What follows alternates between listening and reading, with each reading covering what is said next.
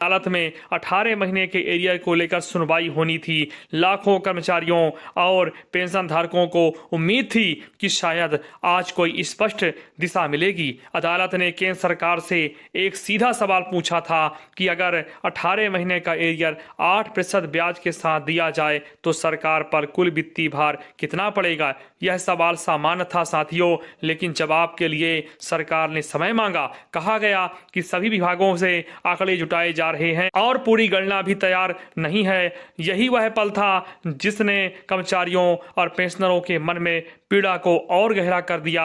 आज के डिजिटल युग में जब हर कर्मचारी का वेतन, रिकॉर्ड, पेंशन विवरण और सेवा संबंधी जानकारी सिस्टम में मौजूद है, तब 18 महीने की गणना में इतनी देरी क्यों हो रही है? यह सवाल अपने आप खड़ा होता है। अदालत ने सरकार को अगली तारीख दी है। अब ये तारीख सिर्फ एक कानूनी प्रक्रिया नहीं रही, बल्कि लाखों परिवारों की उम्मीदों का केंद्र बन चुकी है। साथियों, सरकार के पास सीमित समय है जिसमें उसे यह स्पष्ट करना होगा कि कुल खर्च कितना है और वह इसे वहन करने की स्थिति में है या नहीं। आज हालात 2020 जैसे नहीं हैं। देश की अर्थव्यवस्था मजबूत स्थिति में है, राजस्व संग्रह लगातार बढ़ रहा है, अंतर्राष्ट्रीय स्तर पर भारत की आर्थिक साख मजबूत हुई है। ऐसे में यह सवाल स्वाभाविक है कि जिस पैसे को आपातकाल में रोका गया था उसे लौटाने में इतनी देरी क्यों हो रही है। दोस्तों, 18 महीने का एरियर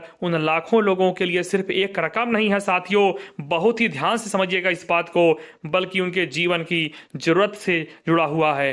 कोई बुजुर्ग पेंशनर इस पैसे से अपनी दवाइयों का इंतजाम करना चाहता है, कोई अपने बच्चों की फीस भरना चाहता है, कोई बढ़ते कर्ज के बोझ को थोड़ा कम करना चाहता है। यही वजह है कि ब्याज की मांग भी अब मजबूती से सामने आ रही है साथियों। जब कोई नागरिक टैक्स देर से जमा करता है तो उस पर ब्याज लगता है। जब कोई कर्मचारी सरकारी राशि देर से लौटाता है तो उससे ब्याज वसूला जाता है। ऐसे में अगर सरकार खुद कर्मचारियों का पैसा वर्षों तक रोके रखती है तो ब्याज की मांग को अनुचित नहीं कहा जा सकता।